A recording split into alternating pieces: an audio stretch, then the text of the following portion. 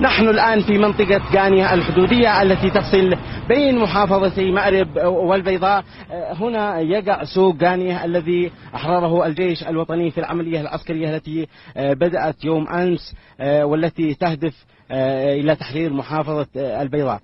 لمعرفة أهمية هذه الجبهة ولماذا الجيش الوطني استطاع أن يفتح هذه الجبهة، معنا هنا القيادي العقيد ركن خالد نمران قائد المهام كتيبة المهام الخاصة، يحدثنا عن أهمية جبهة غانية بالنسبة لمحافظة البيضاء.